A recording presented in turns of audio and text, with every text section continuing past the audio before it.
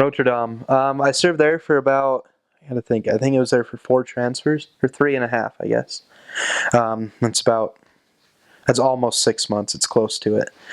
Um, but life there it's pretty crazy. That was a really big city, but it was cool. It has probably some of the best public transportation I've ever been on. Just like the tram, if you can't catch a tram on time, you can grab a bus. And if you can't catch either one of those, then you can run and catch a metro, and you can be wherever it is you're going within, half an hour at most. That's one of the most international cities in the Netherlands too, if I'm not mistaken. And there's a lot of different people there. In the Rotterdam North ward, because there's actually technically two parts of Rotterdam. There's the north and the south. But the north is where I served, and that's kind of the more industrial part of the city, where that's where all the businesses are, and all the that's kind of where it all goes down, really.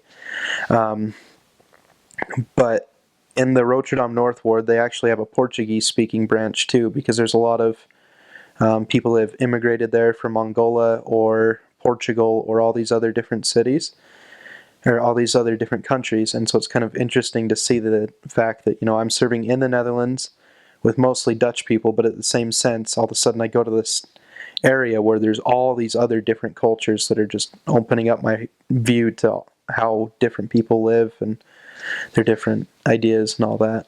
Most of the shopping, we always rode our bikes. We just ride our bikes, and you had these big plastic bags that you'd put on the back rack and steer with one hand and bike home.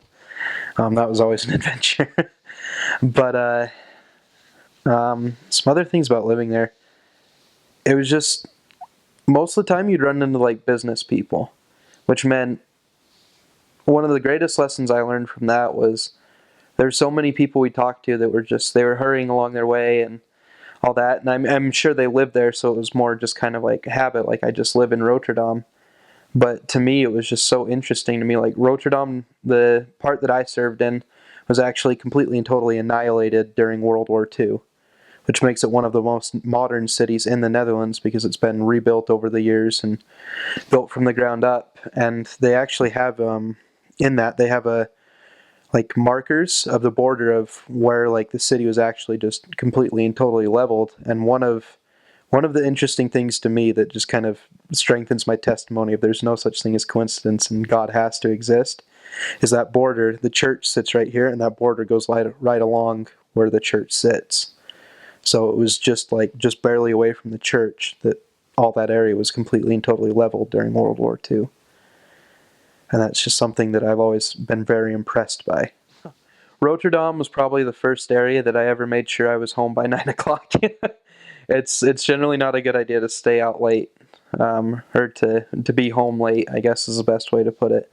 It can be kind of scary in some areas. The public safety there, though, is very, very top-notch, and the policemen know what they're doing, and they know how to keep citizens safe.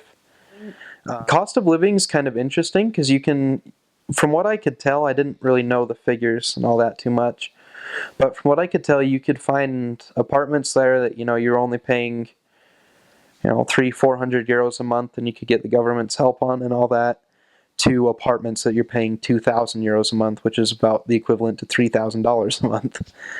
And so I guess it kind of depends on the person, but everything there is just so close that there's not really houses. It's more just like a big line of buildings that have been cut down by walls, or just kind of split up by walls that have been transformed into housing.